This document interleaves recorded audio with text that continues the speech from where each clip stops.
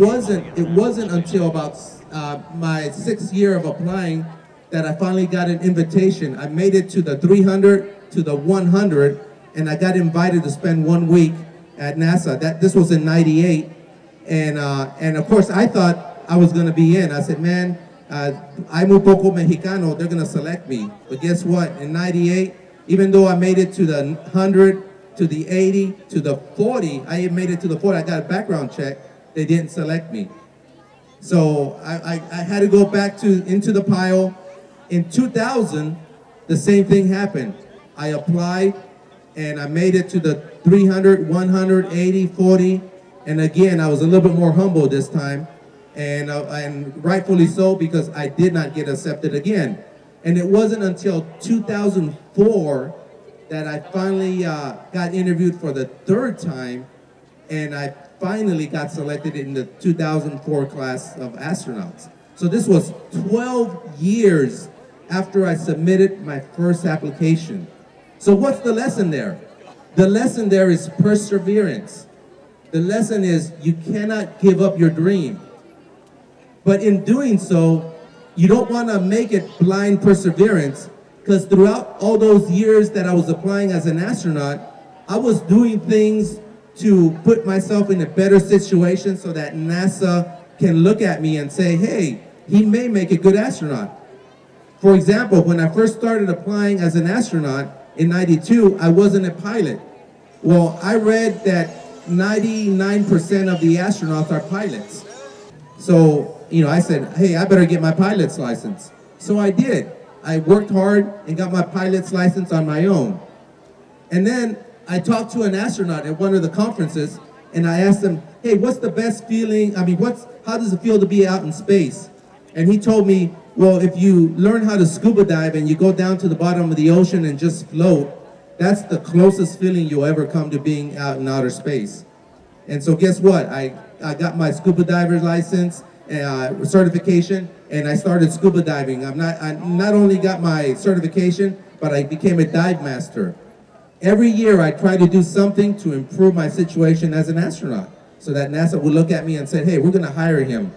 And then in about 1997, I heard that NASA signed an agreement with Russia to develop the International Space Station.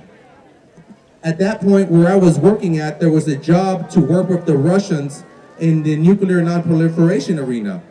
And so I jumped at that job because I knew I would be able to take Russian classes, and since NASA is going to be working with the Russians, they would probably see that as a positive thing. So, ya ponemayo pa-ruski yazik, I even learned Russian. I don't know it fluently, but I won't starve to death in Russia. And I do know how to ask for a beer in a Russian bar, so that was the most important part of it.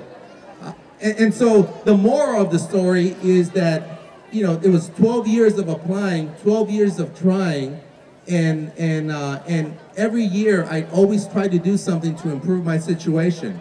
And that's the whole story that I want to leave you with is that you have to have goals and objectives that even you think are unreachable, because of the fact that if you put your mind to it, you back it up with good preparation and good education, and you complete the steps necessary to reach those goals, you'll be able to reach them. You can reach any goal. I mean, that's what makes this country so wonderful.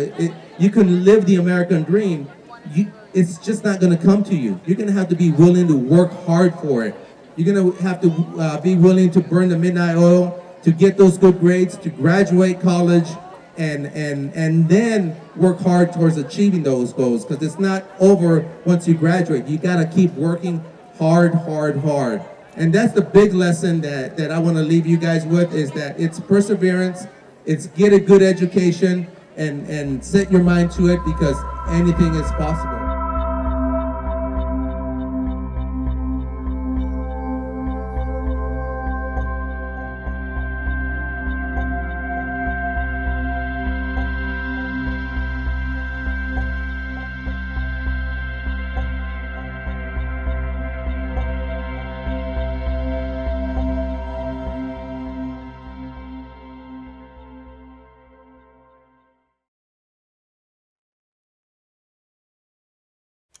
So it is 10:25. I'm at the SBS building and I have to get to the fine arts. She said to make the first right, pass the lamppost, walk towards the student union, take a left, cut through the chapel lawn, hit the sidewalk, head towards the garden, shoot, gonna be late, down the covered walkway, and through the parking lot. Campus is bigger than I thought it was. Wow, who knew?